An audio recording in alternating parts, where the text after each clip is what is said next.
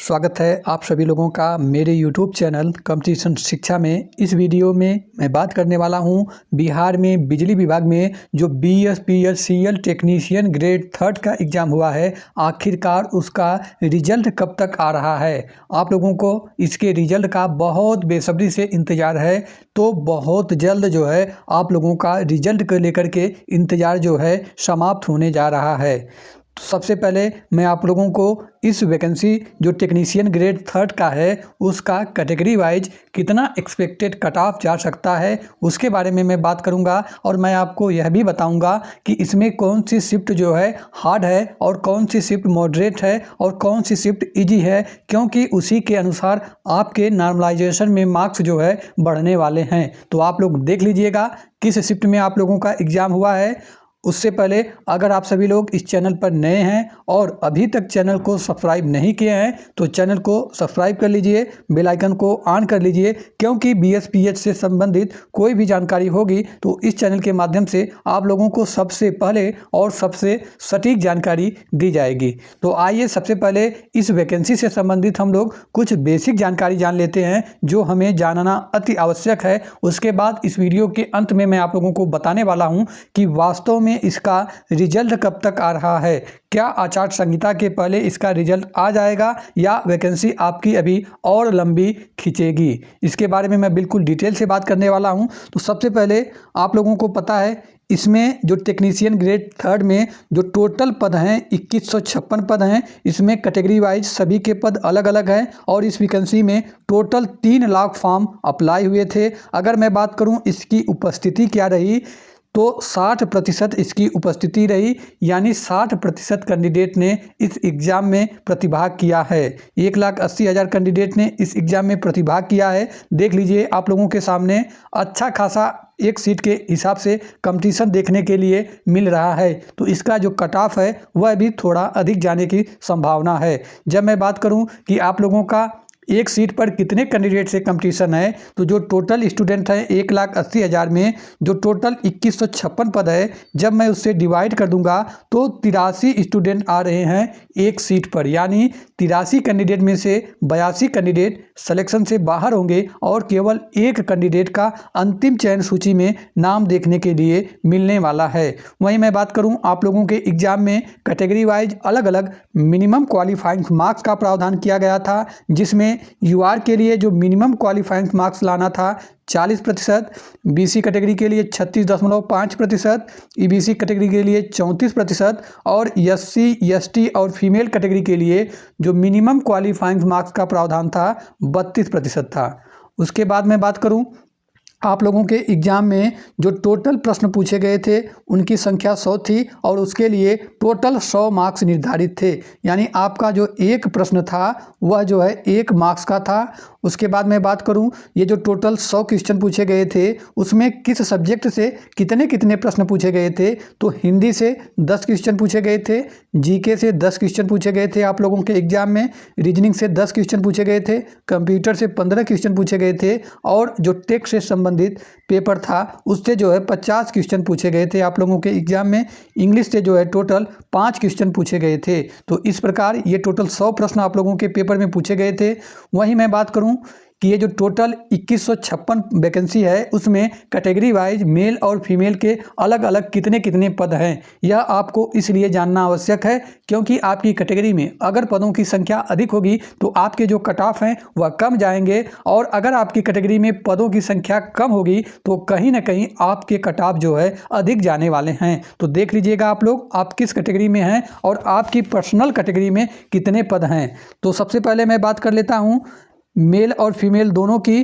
तो इसमें UR के लिए मेल कैंडिडेट के लिए 560 पद हैं, फीमेल के लिए 383 पद हैं। देख लीजिए आप लोग। EWS कैटेगरी के लिए मेल के लिए 151 पद हैं, फीमेल के लिए 64 पद हैं।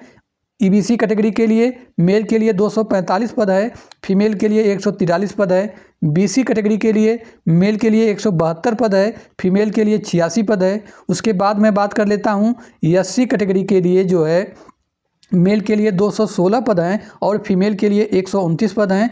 एसटी कैटेगरी के लिए मेल के लिए 15 पद हैं, फीमेल के लिए 7 पद शामिल हैं। वहीं मैं बात करूं, इसका आंसर की जो है आ गया है और आप लोगों ने बहुत पहले ही इसका आंसर की आउट कर दिया गया है। आप लोगों ने मिला भी लिया होगा कि आपके 100 में से कितने क्वेश्चन जो है सही हो रहे हैं। वहीं मैं बात करूं आप लोगों का रिवाइज आंसर की कब तक आ सकता है इस वैकेंसी का, तो पूरी संभावना है जो है 20 सितंबर तक आप लोगों का रिवाइज आंसर की इसका जारी कर दिया जाए। रिवाइज आंसर की आने के बाद कई ऐसे अभ्यर्थी होंगे जिनके मार्क्स बढ़ने वाले हैं और कई ऐसे अभ्यर्थी होंगे जिनके मार्क्स जो है घटने वाले हैं। चलिए उसके बाद मैं बात कर लेता हूँ कौन सा शिफ्ट हार्ड है, कौन सा शिफ्ट मॉडरेट है, कौन सा शिफ्ट इजी है। उसी के अनुसार नॉर्मलाइजेशन में आप लोगों को फ़ायदा होने वाला है। तो सबसे पहले आप लोग देख लीजिएगा किस शिफ्ट में आप लोगों का एग्ज़ाम हुआ है। मैं सबसे पहले बात कर लेता हूं कि हार्ड शिफ्ट में कौन कौन सा शिफ्ट शामिल है।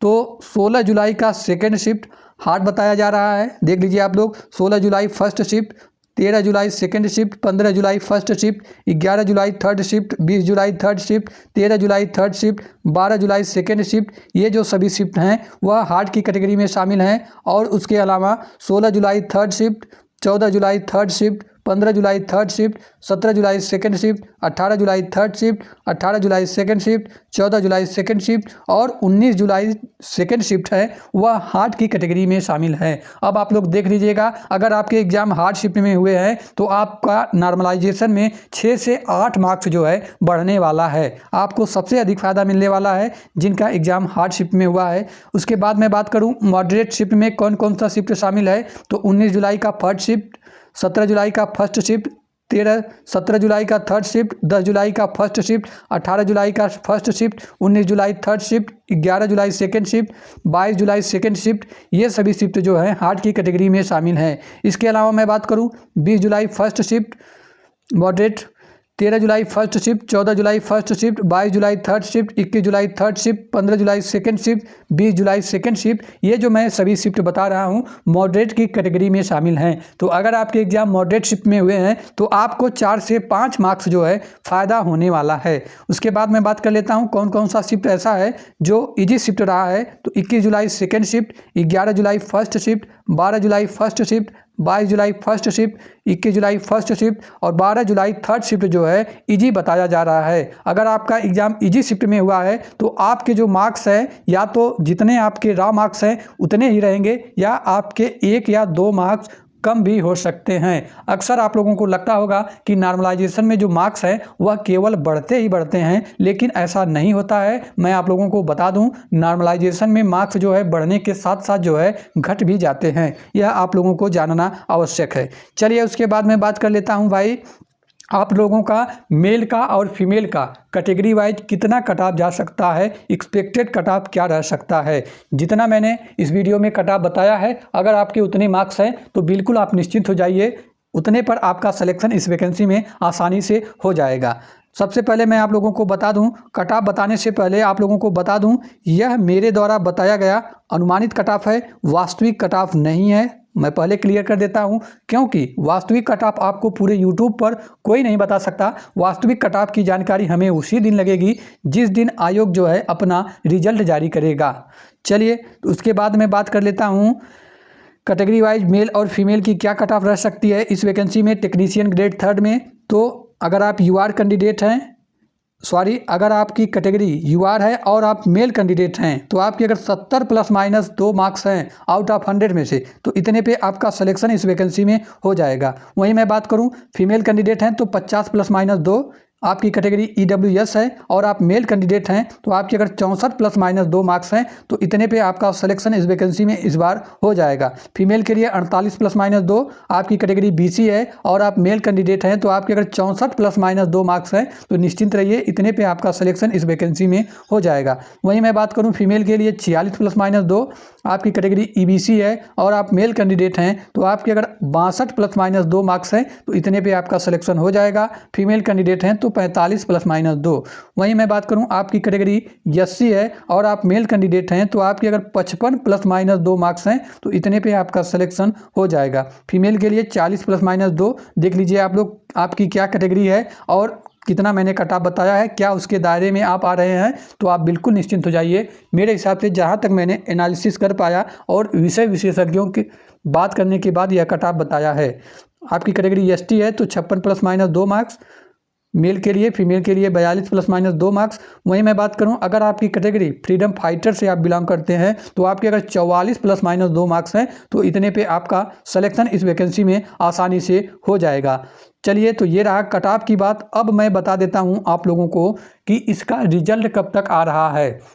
तो आप लोगों को पता है बहुत जल्द जो है बिहार में विधानसभा चुनाव होने वाला है, उससे पहले बिहार में आचार संहिता लगने वाली है।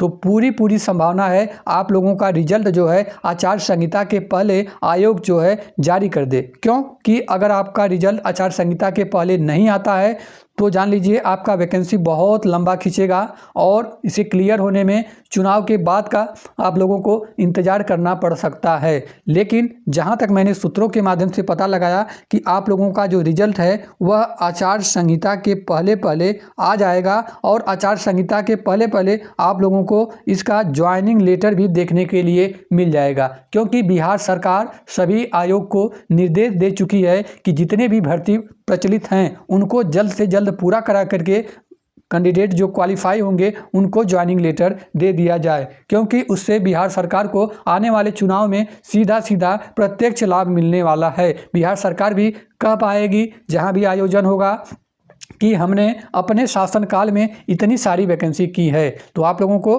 घबराने की आवश्यकता नहीं है, थोड़ा धैर्य बनाए रखिए। बस आयोग के ऊपर थोड़ा दबाव डालिए रिजल्ट को लेकर के कि रिजल्ट मेरा प्रकाशित कर दिया जाए। अंत में आप लोगों से छोटा सा रिक्वेस्ट है, अगर आप सभी लोग इस चैनल को अभी तक सब्सक्राइब नहीं किया है तो चैनल को सब्सक्राइब कर लीजिए, वीडियो को लाइक कर दीजिए। मिलते हैं नेक्स्ट वीडियो में, तब तक के लिए जय हिंद, जय भारत।